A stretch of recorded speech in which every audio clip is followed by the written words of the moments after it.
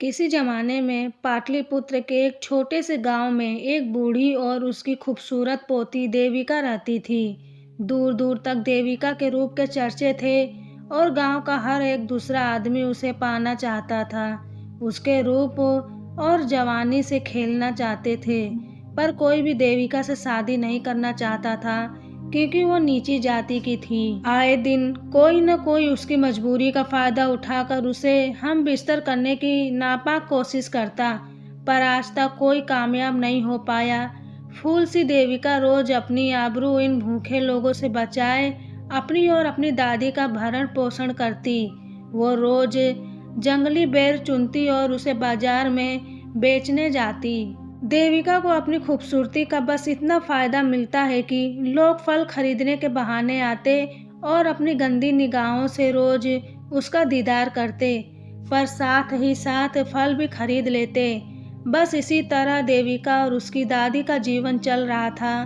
दादी अपनी झोपड़ी में बैठी हमेशा की तरह देविका की राह बांट रही थी। तभी देविका आ गई। कार्य इतना देर कहाँ लगा दिया? वो दादी, कुछ ज्यादा ही काम था और हमरी फिक्र न किया कर। काहे न करूँ? दिन रात सोचत रहत हूँ कि तेरी शादी कब करूँगी। ये सारे गांव वाले राह देखते रहते हैं कि मैं कब मरूँ और वो कब तुझे नोच खाए। ओ दादी, इतना मत सोच, अभी तू और 100 साल जिएगी। चल अभी बता कि कमली अपने ससुराल से आई या नहीं। हाँ हाँ, आ गई। जा मिल ले, पर घर जल्दी आ जाइयो। ठीक है दादी, हम आ जाई। कमली के घर। और कमली कैसी है? अरे देविका, तू आ जा, हम तोहरे याद कर रही थी। हाँ हाँ, मैं आती हूँ, पर ये तो बता कि जीजा जी ने इतने दिन तक आने क्यों नहीं दिया? जा धत देविका, हम नहीं बताएंगी। बोलो ना, क्या किया जीजा जी ने? दोनों मुस्कुराने लगी और कुछ देर बाद, तेरे जीजा जी बड़े जानवर हैं। पहले तो मटके तारी पी गए और फिर नशे में पूरी तरह पागल होकर मेरे सारे कपड़े फाड़ दिए। फिर अपने होठों की शराब मेरे होठों पर उतार दी और मैं कुछ नहीं कर पाई। रात भर वो मुआ कुश्ती करता रहा और मेरा बदन टूटता रहा। जब सुबह हुई तो न मैं होश में थी न वो। कई दिनों तक तो मैं सांस भी नहीं ले पाई, पर जैसे ही पिताजी मुझे लेने आए मैं फौरन वहाँ से भाग आई। वो मुआ तो मुझे आने ही नहीं दे रहा था। मैं ही जानती हूँ कि मैं कैसे उस मुए के हाथों से बची। ये सब सुनकर देविका हंसने लगी।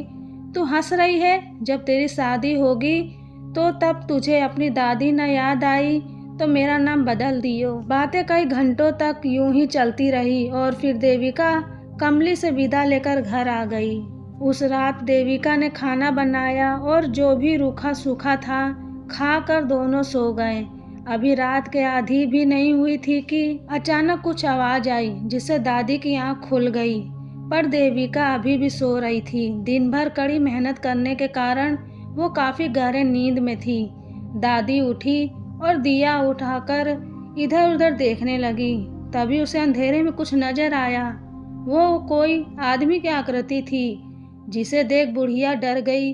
तभी उस आदमी ने तेजी से बुढ़िया का मुंह दबाकर बोला, सुन, मैं एक डाकू हूँ और अगर तूने शोर मचाया तो तुझे मार डालूंगा। राजा के सिपाही मुझे ढूंढ रहे हैं और अगर उन्होंने मुझे पकड़ लिया तो फांसी पर चढ़ा देंगे। ये सब सुनकर बुढ़िया शांत हो गई। ये देख डाकू ने भी अपना हाथ उसके मुंह से हटा लिया और कोने में जाकर बैठ गया।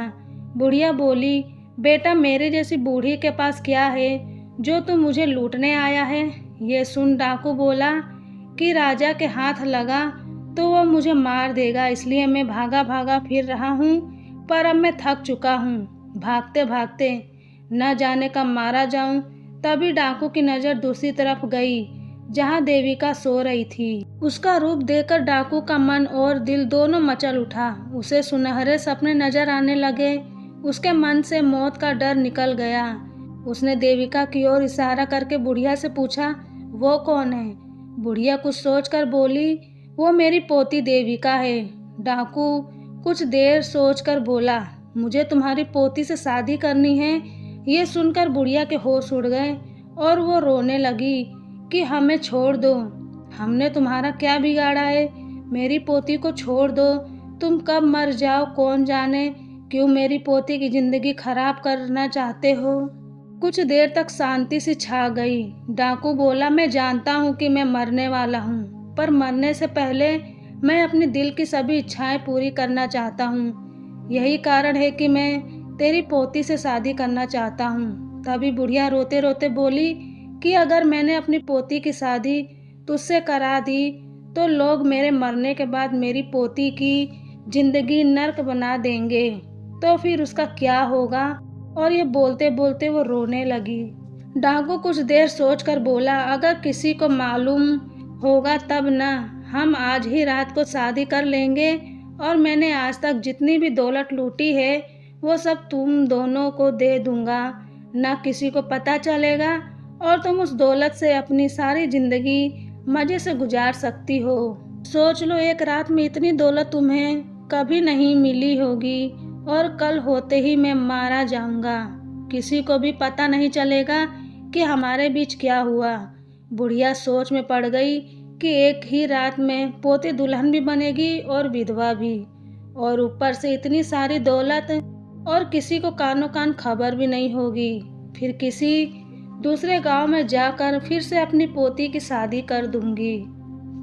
एक लंबी सांस के बाद बुढ़िया बोली, मुझे मंजूर है, पर मुझे पहले दौलत चाहिए, फिर होगी शादी। डाकू मान गया और 2 घंटे बाद काली मंदिर में आने को बोल वहां से भाग गया। देविका मान गई। देविका अभी भी नींद में थी। दादी उसके पास गई और उसे जगाने लगी। जब देविका जाग गई तो दादी ने सारी बात बीती उसे सुना दी, जिसे सुनकर देविका रोने लगी। पर दादी ने उसे अपनी कसम देकर कहा कि अगर वो ये शादी नहीं करेगी तो वो अपनी जान दे देगी। यह सुनकर देविका डर गई और शादी के लिए मान गई। उसी वक्त दादी और देविका अंधेरी रात में काली मंदिर की ओर चल दिए। डाकू पहले से ही सारा इंतजाम करके बैठा था। जल्द ही शादी शुरू हो गई। डाकू के सोने से भरी गठरी बुढ़िया को दे दी और बुढ़िया ने देविका का हाथ डाकू को सौंप दिया। जब शादी की सभी रस्में खत्म हो गई तो डाकू देविका को अपने साथ ले जाने लगा और कहा कि सुबह होने से पहले इसे काली मंदिर ले आऊंगा। बुढ़िया ने दोनों को जाने दिया और सोने से भरी गठरी लेकर मंदिर में बैठ गई। देविका काफी डरी हुई थी कि न जाने कब क्या होगा, यह डाकू न जाने उसके साथ क्या क्या करेगा। देविका सोच ही रही थी कि दोनों एक खंडर के सामने आ गए। डाकू ने घास बिस्तर का बना दिया और लकड़ियां इकट्ठी करके आग जला दी और देविका को घोड़े पर से उठाकर घास पर फेंक दिया और उसकी ओर ललचाई नजरों से देखने लगा। उसने पहले देविका के पैर पकड़ लिए और उन्हें चूमने लगा। तभी देविका बोली कि आज हमारी सुहागरात है और मैंने आपको दूध भी नहीं पिलाया। यह सुनकर डाकू हंसने लगा और बोला, बस इतनी सी बात, मेरे पास दूध तो नहीं पर शराब बहुत है, अभी लाता हूँ। और डाकू अपने घोड़े से बंधी एक सुराही ले आया जिसमें शराब थी और उसने उसे देविका के पास रख दी और बोला, निकालो और पिला दो मुझे, पर जल्दी करो, आज मैं तुम्हारी जवानी की किताब थोड़ा करीब से पढ़ना चाहता हूँ। देविका बोली, अभी तो रात लंबी और जवान है, तो इतनी जल्दी क्यों, लो ये पी लो। देविका डाकू को शराब पिलाती रही और डाकू पीता रहा। जब शराब खत्म हो गई तो डाकू पूरी तरह पागल सा हो गया और देविका पर किसी भूखे शेर की तरह झपटा, पर देविका वहां से हट गई, जिसे डाकू को गुस्सा आ गया और वो देविका से जबरदस्ती करने लगा। तभी अचानक डाकू के आंखों के आगे अंधेरा छाने लगा और वो जमीन पर गिर गया और उसके मुंह से झाग आने लगी और वो मर गया। देविका ने उसकी लाश को उठाकर घोड़े पर डाला और काली मंदिर की ओर चल दी। जल्द ही देविका मंदिर पहुंच गई, जहां दादी उसका इंतजार कर रही थी। दादी समझ गई थी कि उसकी चाल कामयाब हो गई थी और वो जो जहर उसने दिया था वो उसने उस डाकू को पिला दिया। जल्द ही सुबह हो गई और मंदिर में लोग आने लगे, पर जब सबकी नज़र डाकू की लाश पर गई तो पूरे गांव में खबर फैल गई कि डाकू की लाश मंदिर में पाई गई है। उस लाश को देखने के लिए राजा स्वयं आते हैं और पूछते हैं कि इसे किसने मारा है, तो कोई जवाब नहीं मिलता है। तभी भीड़ में से एक आवाज़ आती है, महाराज, मेरी पोती ने। ये सुनकर सभी गांव वाले हैरान हो जाते हैं। राजा उन दोनों को आगे बुलाते हैं और सारा हाल बयान करने को कहते हैं। वो बुढ़िया बोलती है, महाराज, मैं और मेरी पोती सुबह मंदिर में आए तो इस डाकू ने हम पर हमला कर दिया, पर मेरी पोती डरी नहीं और माँ काली का त्रिशूल लेकर इसके सीने में उतार दिया। ये सुनकर राजा बहुत खुश हुए और देविका को बधाई दी। साथ ही साथ उससे विवाह का प्रस्ताव भी रखा, जिसे देविका ने स्वीकार कर लिया। जल्द ही देविका की शादी राजा से हो गई और वो खुशी खुशी अपनी दादी के साथ रहने लगी। किसी को कभी पता नहीं चला कि उस रात क्या हुआ। ये राज तो सिर्फ वो एक रात की दुल्हन ही जानती थी।